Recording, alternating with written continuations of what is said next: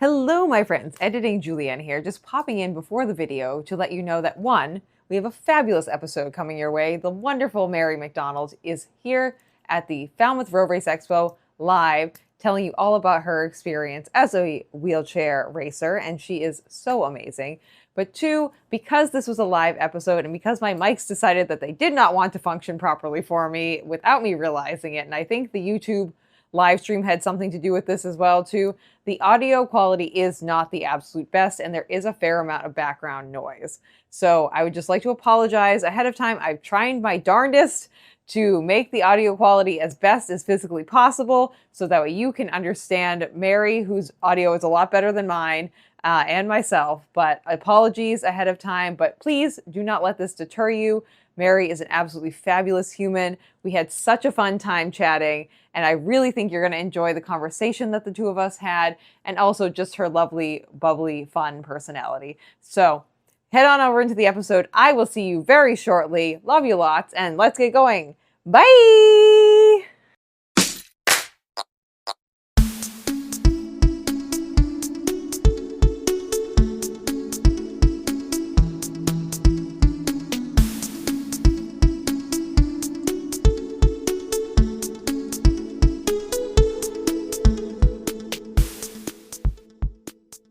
Okay, my friends, welcome to Runnah, your favorite local running community. I'm Juliana. We are live at the Falmouth Road Race Expo. Good Lord, you would think I've never run this race before.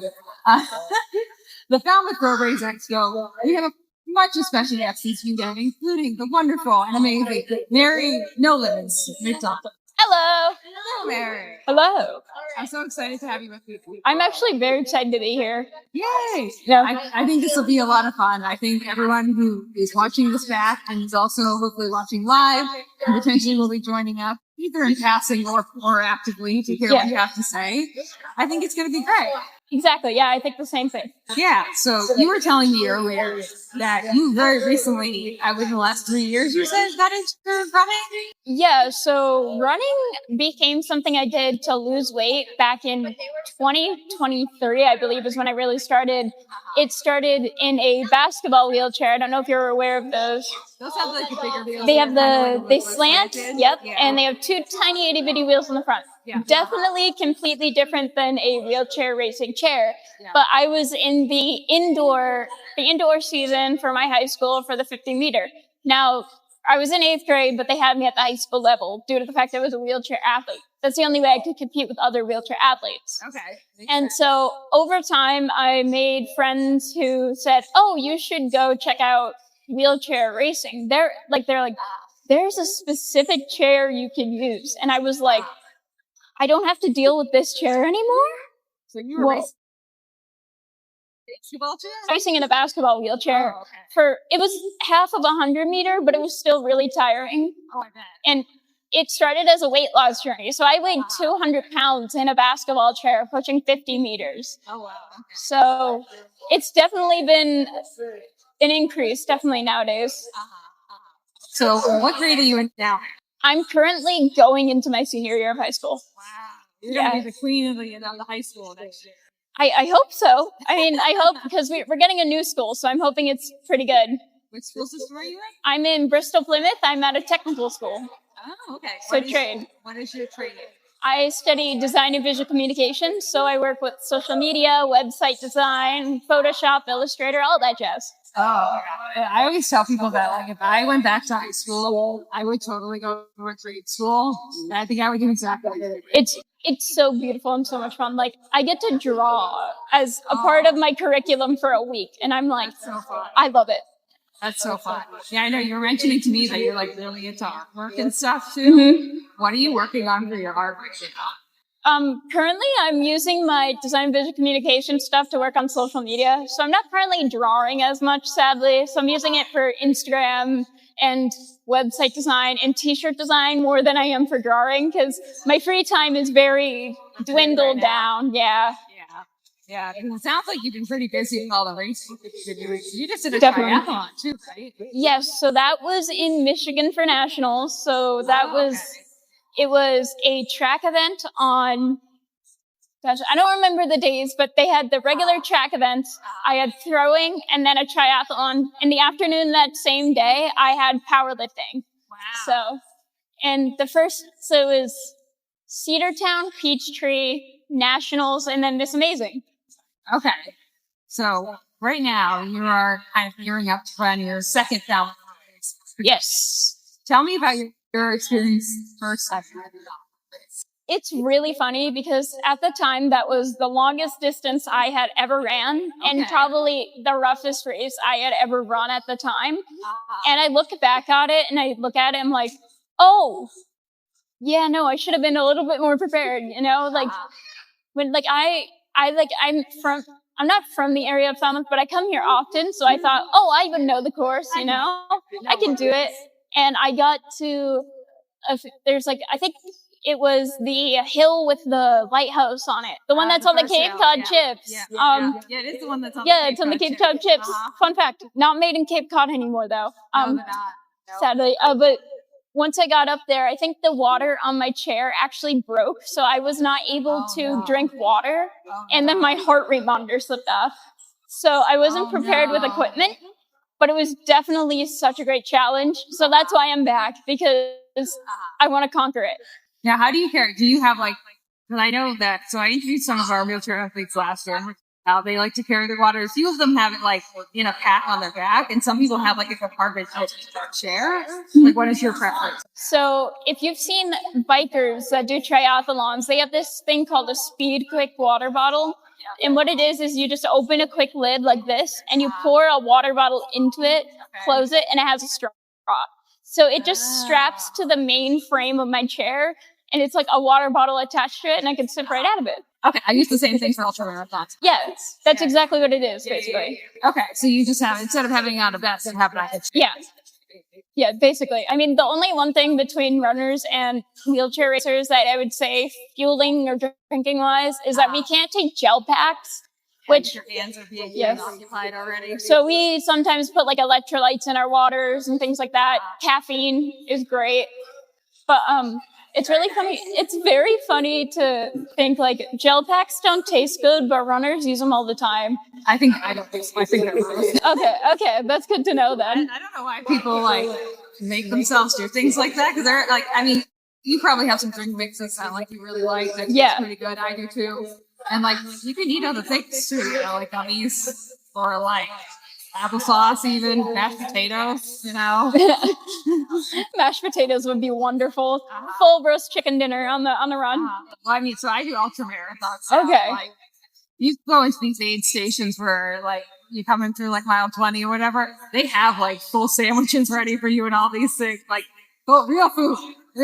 Like, whoa. I mean, it's kind of a nice time. I've wanted to do an ultra marathon, but I've only gone up to the half marathon distance. But it seems so cool to like, I want to just jump from over, like, I don't want to do a marathon to an ultra, just go right into an ultra. It would be so fun. I think you could definitely do it. I would say like, maybe like obviously do your training as you will, you know? Yes. But I think you could do it. I mean, it's how many miles is an ultra? Anything over 26.2. So most of them are like 31 or higher. That doesn't seem too bad. I don't want to say it doesn't seem too bad because I did finish 13 miles in around an hour and 15 minutes. So it depends. I mean, I think you can. Yeah. I think you're very motivated. You got a lot of like oomph and a lot of pizzazz in your soul. Thank you. I think you can definitely do it. So going into this year's Falmouth Road Race, how are you feeling and like what goals do you have for yourself this year? My biggest goal is probably to beat last year's time. But looking at my current training and everything that's been going, I'm thinking that I would be able to do that. I'm not going to say I'll do it or not. You know what I mean? I think I would just like kind of, hey guys, some people we know from races. But I think definitely it's more of just as long as I beat my time, I'll be happy. And preparation wise, I've been kind of just like doing what I usually do because routine is the best way to continue, right? Totally. Like you don't want to be eating like a ton of different types of foods, or you don't want to be like oversleeping a certain amount. before a race. You want to mimic the race up to 2 weeks in advance. So even though I haven't been waking up at like 4 a.m., but that's because it's summer and I want to sleep in. Yeah, you have to get up for school the rest of the year. So. Yes, I wake up around 4 a.m. for track, actually. So, Oh God. yeah. I don't miss those days, to be honest. Like, I've been out of college and like high school for a hot second now, you know. Juliana's getting kind of elderly at 33 years old.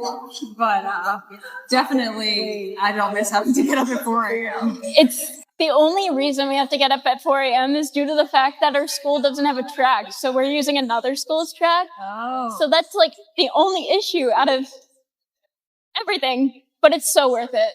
Okay. So you have to travel to another track. Yes. It's actually my middle school's track. So in 8th grade, they put you in Taunton High, and that's technically still middle school. And then I transferred to BP. But that was the race, the actual place that I started wheelchair racing. And I continue all 4 years there at that track, even though I'm with a different school. So it's home. Okay. Well, it sounds like you have some good goals and some good strategies. Definitely. And so when you have a racing chair, correct? Yes. And when did you first get a racing chair? Oh, that is a good question. So it was probably a few months after I realized I could actually race in a racing chair and that those existed. I'd say it was probably 2024-ish that I got the chair. Okay. So First, 2 years ago then maybe? Yes. The first chair I got was one that I borrowed from Adaptive Sports New England. Shout out to them. They are a great organization. Love them. And it was someone else's chair that I borrowed, right? And then Achilles International, which I don't know if you're familiar with. Oh, yeah. They help with blind runners. Love Achilles. Love Joe Lamar. Happy birthday, Joe. It's been a week, but happy birthday. But I think that's when I was given a chair, was by Jill Lamar from Achilles. They gave me an actual neon green chair, and that was my first ever personal racing chair. Oh, that's so exciting. It was. And their color is neon green too. Yes. I got the nickname Highlighter from it. Nice. Yeah, the Achilles people are great. I have a bunch of friends who run with Achilles. So Yes. Really fabulous organization. Definitely. Okay. And so do you still have that green chair, or do you have a different chair? So after I use chairs, I tend to either donate them or use them for spare parts. So currently it's in my garage, being used for spare parts. But I do have a new wheelchair that I named Rocky, and like Rocky Balboa. So it is a red Mavericks racing chair that is in a kneeling position. My color theme is red. I don't know if you can see my chair. She's got her red chair. She's got red shoes on. Red shoes. So my whole color theme, my color scheme is red, white, and blue-ish. So I kind of got a red chair, and it's been so helpful having a chair that I've been comfortable with after losing a lot of weight and just generally becoming faster. Having something that I'm able to move with my body rather than having to push it to move. Like, it's like running with a shoe, right? Yeah. My racing chair is a shoe. It's like my shoe not falling off finally. Yeah, your shoes are fitting you correctly now. Yes. That must be a huge relief too, to just have something that fits you perfectly. Thankfully, yes. It was a hassle putting in a ton of foam everywhere to fit in the chair. Yeah, definitely. It feels like to me that running racing chairs are kind of like very, very expensive running shoes. Very expensive running shoes. Yes, definitely I would say that. I'm very lucky that grants exist. CAF, JDJ, a bunch of other grants. I'm very lucky that most of my chairs have been given to me on grants, because without that, I wouldn't have a chair. So yeah, adaptive equipment. I don't think that's something people really realize until they know someone who has a piece of adaptive equipment, like any kind of like prosthetic or chair or like anything that has to do with any piece of adaptive equipment. Very expensive. Definitely. I mean, especially in the active, like activities, like being a sports, or like doing sports, because you already have trouble getting your regular chairs covered by insurance. These chairs that we do get are not covered by insurance. Usually they're paid for by sponsorships or even by family members or the person themselves. And there's a lot of gear that goes into this. It's kind of sad though, you think? It's like, I feel like one of the best. They should be covered by insurance because it's helping you be a healthier person. I also agree with that. Definitely. I would love to see that be more readily available. I'm trying to think because like, it would be great to just like go to a store and be like, hey, I think this chair, I want it. Can I please have it? You know what I mean? Chair, you know? Can I, yeah, it would be really nice to be able to ask insurance for a chair, but I think,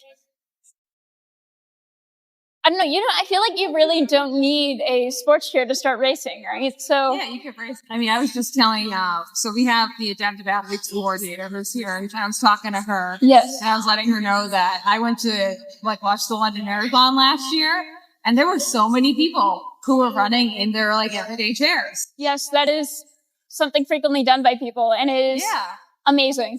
They do have to wear gloves though, so they don't tear up their hands. Yeah. Well, do you have like the little pucks that you hold, or do you have like? So what's your preferred? the gloves that I have are called harness gloves, and what they do is, let's say my hand is covered in leather. This front side is hard. So what you do is you fold it like this, and my hand, they're in a thumbs up position. And what it is it's solid. What I have to do is punch down on the wheel and flick upward, kind of. Okay. And so that's what all gloves are, except the 3D printed gloves are the more high-tech, lighter version of these. Yeah. I don't use them because I need the wrist support from the harness gloves that it gives. But a lot of racers use the 3D printed gloves, which is a hand and like, there's like a measurement similar to a shoe. And basically you put your hand in and it's molded kind of to your hand. Yeah. And you hold on to it really tight. And there's this kind of, I don't know if it's plastic or leather or there's something there, something grippy. Okay. And you just hit. And we're not holding on to our hand rims like we would in a regular day chair, which is something a lot of people are surprised about. I feel like I give you guys so much credit for this because I would be so terrified to put my hands there and like worried about like chopping off my wrists and my fingers, you know? So the really good thing is that there's different types of wheels. So if you're afraid of the spokes, I can give you some Karimas and we can get you in a chair. Okay. They're completely flat disc wheels, like the ones they use on those speedy bikes. I don't know what they're called. I think we should do that after this so we can get it on video. That'd be wonderful. It's in the car, so we can do that if you want. This will be fun. Yeah, because I've never been able to like obviously I don't want to impede on anyone's space or like understandable, uncomfortable or anything, but like if I could try out a chair, that'd be pretty cool. I think there should be more ways that if like people who are a little bit more physically disabled than other people in communities should be able to try these chairs, because I feel like you don't really get the empathy or being in someone else's shoes until you get into someone else's wheels, right? That's kind of how it is. Totally. And I know that I feel like this kind of brings us to another thing that I know you're a big part of, which is advocacy for disabilities. Which I'm also a disability advocate as well too. Boom. I have a lot of chronic illnesses. I am able to use my legs for the most part, but I do have ankylosing spondylitis, Ehlers-Danlos, and I have dystonia of this foot, so it kind of does this without me moving. I can't really control it very well. So at some point, I actually might graduate to a chair. So I'm not clapping because I'm happy. I'm clapping because that means we could get you racing in day chairs just for fun. possibly, I could race you. possibly that could be fun. Yes, definitely. But yeah, so you are one of our disability advocates, which is really amazing. And what are your kind of goals when it comes to that? Because I think you mentioned maybe you want to have a higher degree eventually.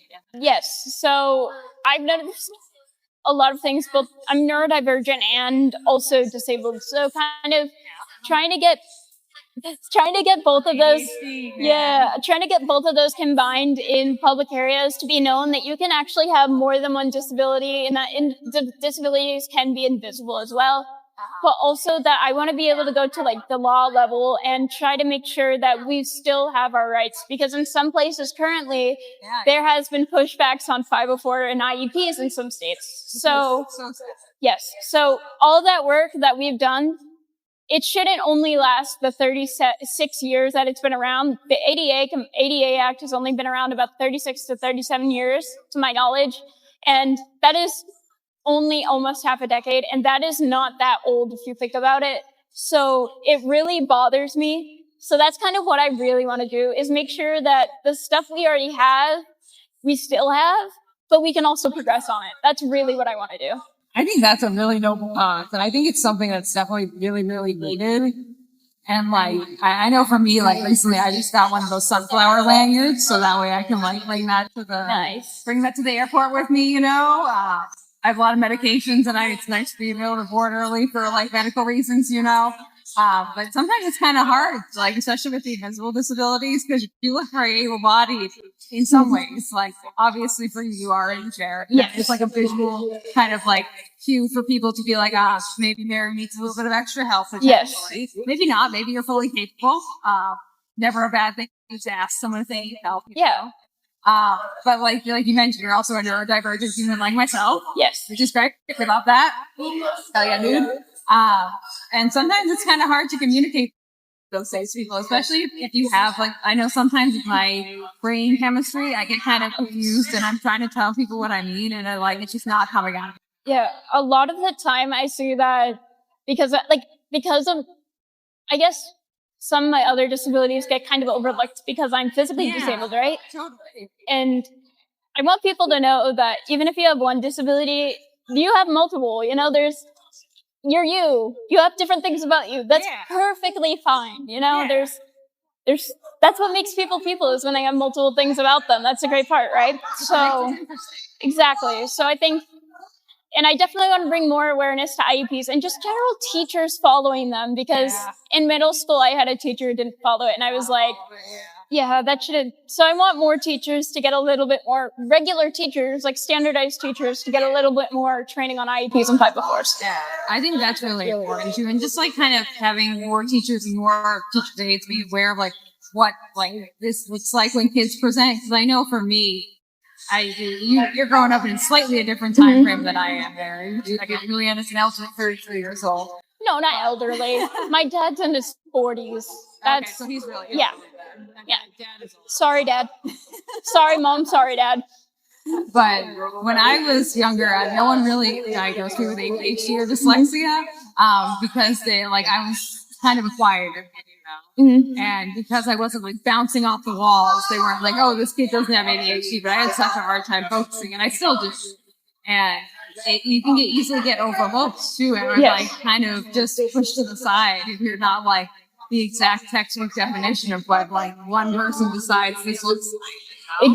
Exactly. I mean, it's also often overlooked in females due to certain things. Yeah, I'm definitely lucky that I was diagnosed very early on. I think I was about 10 or 11, so I'm very lucky. But I know there's people like my mom who went into her 20s and didn't know until then. So it can be like, imagine going to college and not knowing and trying to deal with college level courses like that. That was I'm so sorry for you. That sounds like I wouldn't want to cross that bridge. Luckily, I had a lot of like help in I kind of knew that I needed some help. Yeah. And the tutoring center at my college was like very helpful. Okay. So like I reached out to them, and I had this one guy, Joey, who would help me proofread all my papers, which I really, really nice. But yeah, I think that there definitely is like a lot of opportunities for people to learn more about disabilities. Yeah, just go look it up. Meet your local disabled person. Everyone has one. I'm joking when I say this, but I think even just talking to a disabled person, we usually end up being quite intelligent people because we know a lot of things, and I think people kind of overlook that. I think people should talk to disabled people. Like, just approach a disabled person on the street, please. Like, hey, hi, how are you? But it depends on the person, how they'll respond. But I know myself, I would say, hi, how are you? Yeah, totally. You're someone like me, Mary, I think, who like is more than happy to talk about what they're going through. Yeah, definitely. And kind of is in the realm of can talk about what's going on with them, and also just being an advocate for other people who don't feel like they can speak for themselves. Exactly. Yeah, I feel that. Yeah. That's kind of why I like having this podcast too. It's like I can share like your experiences with an audience, and then I can share my experiences with an audience, and then we can have more people just like generally be more educated. Yeah, in 2020, I was diagnosed with like clinical depression severely, and I was like, I wish I could have said something then, right? And that's kind of why I do what I do today, is because I want to be able to give that space to be able to talk about so many different things because everyone's so quiet about certain things. Oh yeah, and especially like our parents' generations too. Like they're not about Kurt over here. That's like silent feelings. It's okay. We can work on it. You know, we can work on it. Yeah, exactly. I don't think it's a good child, which is okay. We'll harass them later. Oh.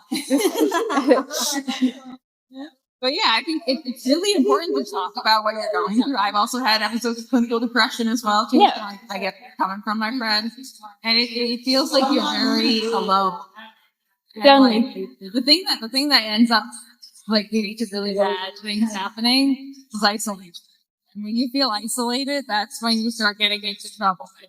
And that's the worst part for me was the worst mix because of COVID happening. So it was kind of that kind of rabbit hole that it went down. And once I found track and I found a community through track and running, I was like, wow, I feel myself again. But it's also because of the fact that sports release dopamine in the brain, which can help get rid of things like depression because dopamine blocks the receptors for said science there for you. But that's what it is. Science. But yeah, it's an inhibitor. It blocks it, dopamine. So when you work out, you get dopamine. Yeah, oh, definitely. And when you eat chocolate. And yeah, chocolate is must. You must be happy. Yeah, and I think it definitely is like, yeah, it's important to talk about what you're going through. And like, I feel like every time I talk about what I'm going through, there's always someone that kind of pipes up that's like, oh, I've been through that too. And they just didn't feel like they could talk about it with anyone. And then if you show them that it's okay to talk about it by you kind of leading by example, I feel like there's been so many people, like you can probably speak about this too, Mary, where like if I talk about like any of my physical or mental conditions that I have, I at least get one person piping up being like, oh, I did this or I did that. And they send me a DM on Instagram or whatever. And I'm just like, oh, okay. And then they all of a sudden feel like they can talk about it, which I think is fantastic. You know, that's what I find very interesting being online because I'm personally not on my Instagram all the time. My dad helps out, we're a team. So he'll send me the comments and everything of what happens. And I'll get a long comment saying like, thank you so much for talking about this. And I'm like, I'm a very emotional person and I'll cry a little bit about it because like I changed someone's day and that just makes me really happy to change someone's day because I talked about something that was hard for me. Yeah. I think you're a little bit of a Hufflepuff. Yeah, I do go into feelings a lot. Us Hufflepuffs, I'm like 60% Hufflepuff, 40% Slytherin. Okay. Because I'm gonna get what I want, but I'm gonna be nice about it, you know? Like, usually I force people into giving me what I want by being like, you look so nice today. Wow, isn't that great? Yeah. I don't know if I'm that way. I like trickery a little bit, but not too much. Just a little bit. Yeah. But us Hufflepuffs were very in our feelings. Yes. I lead with empathy. That's something I've learned through a organization called Project 351. Okay. And what's that? It is so they select one student from every school in Massachusetts as a middle school. Okay. And basically what they do is meet up and do community service projects, and they are picked by their teachers as a leadership person with leadership qualities. I was picked back in many years ago. I'm an alumni now of 351. 351 love. But there's definitely that's kind of leading with empathy is something I learned definitely through them, is just thinking in other people's shoes and things like that. I think that's one of the most important skills you can have, honestly. And the fact that you're learning it so young too, Mary, like, I think that's, you're going to go places. Thank you. I appreciate it. You got a lot of potential. Thank you. A lot of potential. And I know also, too, you're almost done with your Girl Scout gold, too. Yes, very, very close. We're getting there. I think we should be done by the fall of my senior year. So this year, we'll be done by the fall around September, October, November-ish. So that's exciting. Do you want to tell people what the project is that you're doing? Yeah, that'll be awesome. So I am doing a seated scale project, which if you don't know, as a disabled person, getting weighed looks really rough for us. Mainly for the fact that we are being lifted onto scales. We are being told to sit on the floor on a scale, things like that. So I decided I didn't like losing my dignity while being weighed, and I didn't want my parents to struggle anymore. And so I decided to work with my local community, and we got a seated scale in a community health center, which was an amazing, amazing achievement. I'm so happy. And it's free. Everyone loves free stuff, I guess. Love free things. Yes. Yeah. I know from experience. Earning your Girl Scout Gold Award is no small task. It's thing. I loved the advocacy side of it, but the paperwork side, I think I've done at least 5 hours of paperwork for this project or more. And you have to list down all the hours you do. And I've done probably over like 40 hours of service through it, which is insane to think. Just me sitting on a computer doing flyers. I remember I hated documentation. It drove me crazy. I was procrastinating so hard. That's that good ADHD, like neurodivergent brain right there, being like, I'm going to put this task off the longest physically possible because I don't. And then last minute, you just randomly are able to do it in 5 seconds, and it's good. Hyper-focus. Yep, exactly. Those like hyper-focus moments, and then we're like, it's done immediately. And then you're like, wow, it's done. Yes, finally, like. It really wasn't that bad, but I still didn't want to do it. Exactly. Okay. And you get your gold award. You have a nice little ceremony after that too. So I'm going to be doing a launch ceremony for the scale. I don't have a troop. Well, I do have a troop, 86107. The only thing is, it's me, my sister, and my best friend, who we call my cousin.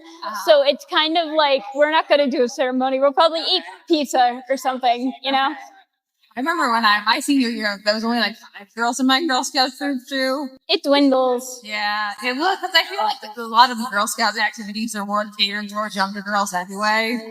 And like once you get to high school, it's a little bit more taboo to be a Girl Scout, you know? People don't want to be a Girl Scout. I mean, oh, come on. Who doesn't love selling cookies for $6 a box? I will say they did that now. I know, they're so expensive now. They were like $2.50 when I was starting out, when I was a daisy. How did you calculate that money? I don't remember. With the 50, yeah, because when I first started, it was $5 a box, which means I could. Made it so easy. Yeah, I used to say, oh, it's only, because there's 12 in a box, so 5, 10, 15, 20, 20, 30, 35, 40, 55, 50, 50, 60, only $60 a box, saying it was like the whole case, and people would buy it right off of me.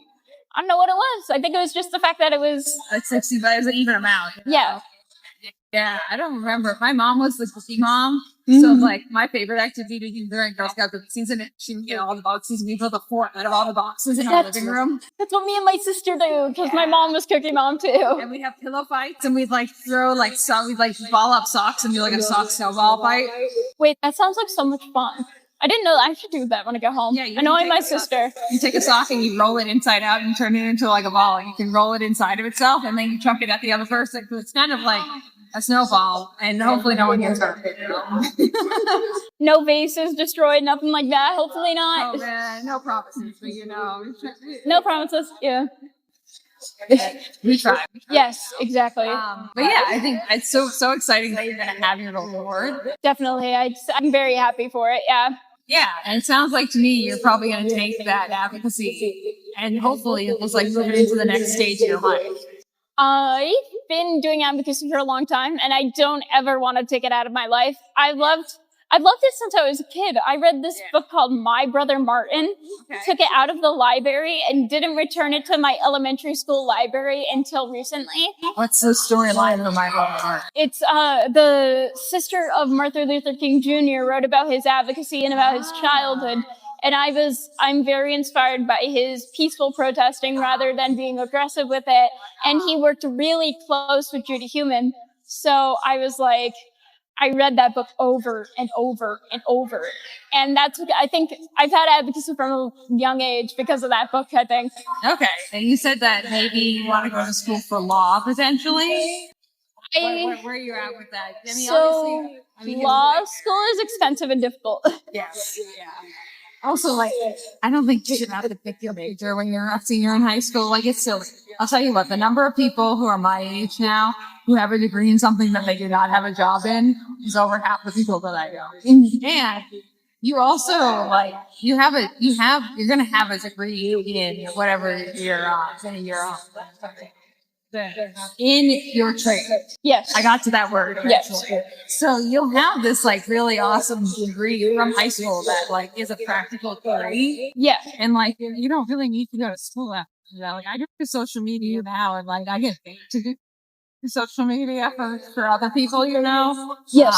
And also like make videos and be like on film and stuff. And I don't have any kind of degree in any of this, you know. So you don't necessarily need a college degree. Yes. I mainly am going to college for the fact I want to do college sports. Not because I want it. Well, I do want an education. I like school anyways. So I like the college sports too.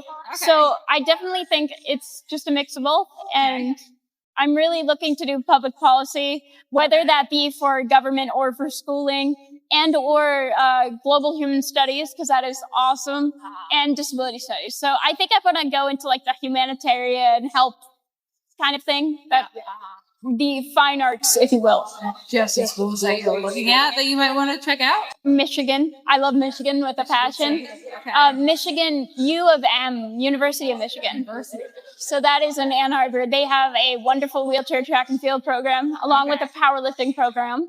So I do powerlifting as well. So that would be an amazing program to go to. But I'm also looking at Arizona, Illinois, things like that. The schools that most wheelchair racers look at, I'm looking at as well. I do like Illinois. Okay, somewhere out of state. Oh yes, I don't want to stay in the cold of Massachusetts at all. I love it here for the Cape, not anywhere else. That's what, yeah, exactly. You love the Cape, but like we don't want us to the rest of it. We can take it up there. Exactly. Take it up there. Okay. And so we have the Falmouth Road Race on Sunday. Yes. Do you have any other races or events that you're taking part in, like coming up on your calendar? To be honest, I probably do in September. I think I'm taking a break for the rest of August due to the fact that I have been traveling for the past few months. Probably gonna do it. I'm taking a break this month, but I will be back next month with a bunch of other races. You'll probably check online. I'm not the best information holder. I know you wanted to maybe do the half marathon, so you got half marathon. But there's not a curve. You can go around the curve. So you don't go over the curve if you're a wheelchair. Okay. I'll see what I can do, because You don't have to. I'm currently working on going to a full marathon, so the more half marathons I get into, the better. We'll see how it goes. It just depends on my training schedule and what I do. Well, it's open to you if you want. Yes, I will have to look that up, and I will look that up and try to register. Yeah, you let me know. Well, you Yes. get a free registration if you want to do it, Mary. All of our adaptive athletes get free registration. See, we should have people from other states come, please. Adaptive athletes, free registration. Just pay for your ticket. It's easy. I think right now we have 3 duo teams, so Awesome. trim duo teams, and then we have I think 2 wheelchairs and maybe 2 amputees. Is it Del Moss and Maddie for the wheelchair racers? Ooh, I don't know their A boy and a girl. Possibly. Yeah, those are my teammates. So I definitely probably will have to get wrangled into that then. Okay, so Mary might be coming from the Cape Cod. Might, hopefully. It should Let's be see. a lot of fun. Definitely. It's a lot Yes. of fun. And so I announced the finish line for all of our races. Yes. You That's get announced perfect. as a local legend. Oh, that's I know who you wonderful. are. I love that. That's so fun. Yeah, everyone who I know, you get announced as a local legend when you come across the finish line. And especially for our adaptive athletes, I make sure that like they start cheering from the end of the shoot. Like I get the crowd going. Yes, that's always the rough part, because like certain like ending finish lines, they don't cheer, and you're like, wait, is this the ending, or am I just like what? That happens at Falmouth because the ending comes so quick because you're just over the hill and boom. You're like, ah! Well, there's plenty of crowd there though. Yes, my mom, there's a video of her filming me going down the hill, and all you hear in the background is, "Go, Mary!" As I'm going down the hill. It's like in most of my Falmouth videos, it's the same one, and it's hilarious. I love it. I love it. And your parents are going to watch you again this year too? Yes, I have a full crowd out there, which is very exciting. A little bit of pressure, but definitely exciting. My mom, my dad, my sister, my aunt, my little cousin, my grandma, my grandpa. Oh, wow. We have a camper in the Cape, so I come here during the summers to kind of relax. So this is kind of home for me in the summer. Okay. Do any of your other siblings run? And your sister run at all? My sister doesn't run, but she does basketball and lacrosse for her varsity teams in high school. So we have some sports, yeah. Is she also into cheer? No, she's able-bodied. So she's it's a funny story. She's my stepsister actually. Oh, And so that's my stepdad. So basically it was a his and hers. So I'm my mom's daughter. And then we were best friends and they got married and it was family. yeah, so we're very lucky that it worked out the way it did. Yeah. Oh, that's so nice. Definitely. Okay. Well, I'm glad that she's also taking part in sports. Yes, we need I've been trying to get everyone in the family active. If I go on the trail, they're coming with me. Yeah. Whether they're walking or biking or riding or whatever it is. Exactly. Get everyone out there. I think that's fantastic. That's wonderful. Okay. And I guess any other big goals that you want to talk about? Anything that you think? Any goals that you have, like looking for besides like college and some of your races, or? I think my goals in the future probably is the Paralympics. If we're talking like distant goals, that's my future dream. I want to be like Eden Rainbow Cooper. She's my idol. Have you met her? She's so sweet. I haven't met her yet, but I've met her. She's so sweet in person. One of the greatest people I've ever met. I saw her on Boston, and because we had a similar body build. For me, I'm not as skinny as certain athletes. I'm very muscular, but very buff. And she said something that really resonated with me. Strength is not in the muscles, but in the soul. And I resonate with that. Nice. And she's just a general inspiration. It was so nice to see someone who looked like myself, who I could follow on TV. And I follow her on everything, pretty much. Yeah. Well, I just had this conversation with my friend Katrina on our last episode. Katrina, wait, you mean Katrina? Did she go to Illinois for college? Is she a wheelchair user? No. Oh, okay. Okay. She's not a wheelchair user, but I had a coach named Katrina. Oh, okay. That's why I got excited for a second. And I was like, did you interview her? But we were talking about like body image. Yeah. And like how it's like, if you look at like the Runnah, oh, here comes her. It's hard to see these people who all look the same and are like teeny tiny off the starting line of some races. And then just stand against them. Because like, I understand I'm not a ginormous human in any capacity, but I stand next to these professional athletes and I'm like at least like 6 inches taller than them, at least like another like 30, 40 pounds heavier. And like, you just feel like a giant, Sometimes like, especially when I first started out weighing 200 pounds, I felt like I wouldn't get to the physique I wanted to. And body image is such a thing that can fuel how you act and how you feel, right? And that's something I never really called myself a racer until I finally got to a place where I felt comfortable with that. And you have to overlook the body image to really find the racer in you. It doesn't matter. But it was definitely a factor that really kind of, I don't want to say hurt, but it does. Yeah. You could definitely feel it. Yeah. It's not pressure from others, more just pressure from yourself. Yeah, I think you got it spot on. It's that pressure, that internal pressure, that like learned pressure from society, especially us ladies that we have. There's so much stigma out there when it comes, especially in the epic of those epic people, like people doing those weight loss medications. It's like people are very stick thin, like the celebrities, which is not helpful. For me, what I think is, as long as you're happy with your weight and you're at a healthy body weight, I think that should be what's prioritized. It shouldn't matter what you look like. It should be how you feel. Yeah, it should be how you feel, especially if you're an athlete, how you perform. Because you're being skinny, there's no like direct correlation to like your performance as a Exactly. The question is, are you building muscle? Are you, like some people were like, there's a ton of muscle under this, right? And that's the thing. You really have to understand if you're too skinny, it's harder to build muscle. Things like that. It's just, you don't want to lose your daily human capabilities just because you want to look smaller.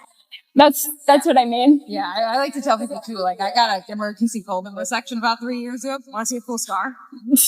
Oh, I'm good. Oh, this is got a scar right there.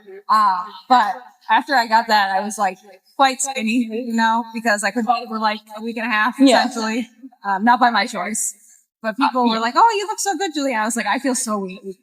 Like I feel so weak. Like I feel like my life has been drained out of my soul, and like just because you're thinner doesn't mean you're performing."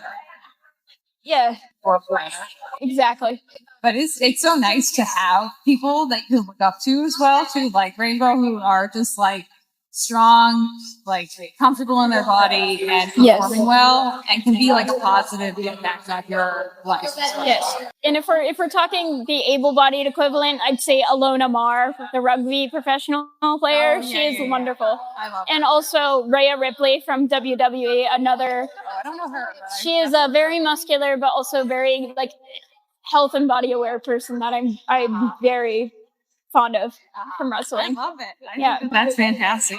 And I'm so glad that you have this confidence in yourself. I try to. That's what we gotta do, you know? Yeah. Sometimes I feel you. Sometimes it's better than others. Days are better than others, you know. Definitely. So depending on like how you're feeling, if you're a little bit like bloated or something, Yes. tired, you know. Sometimes I look at my body, I'm like, wow, I feel like this, like I'm humongous, and then I'm like, the next day I'm like, oh, I feel so tiny, and it's like, Yeah. my body didn't change from yesterday. To today. Exactly. It's the same thing. It's just like internally, I feel certain way. Yes. But okay. Anything else you wanted to chit chat about, Mary? Any other points that you wanted to hit? I think that's about it. I want to say thank you though, because I really appreciate being here. Yeah, thank you so much for joining me. I think that's really wonderful. If you want to let people know where they can find you online. So you can find my website at marynolimits.com, and that will have all my links to all of my social media. Awesome. And I will put the social media information down below in the live stream after this is all over. We'll put Mary's information, so just in case you would like to have that expressly served to you, you can go check out Mary. Send her pit crew behind the scenes. Yes. Messages, you know? Yes. My dad, pit crew, pit chief. Crew chief. Pit chief dad. Yes. You know? He's that's Owen, our next guest. He's a good egg. But thank you so much, Mary. Yeah, thank you for having me. This was so nice. Yes, definitely. Okay, my friends, we will see you on our next live stream in about an hour. And that was so wonderful. And don't forget to cheer for Mary on Friday, today's Friday, on Sunday. Well, either, because I'm doing the Elite Mile this afternoon. Oh, you do the Elite Mile too? Yes. Hell yeah, dude. That's fine. Okay, my friend, we will see you very shortly. Thank you for listening to this episode of Runnah. This podcast is edited, hosted, and produced by me, Juliana Coughlin. Brought to you in part by the Falmouth Running Club and the Falmouth Community TV station. If you'd like to connect with us, you can find us on Instagram and on TikTok at RunnahPod. And you can send us an email at runnahpod@gmail.com. And our original theme music was brought to you by the one and the only wonderful Jeffrey Hutton. And keep up the great work. I'm proud of you.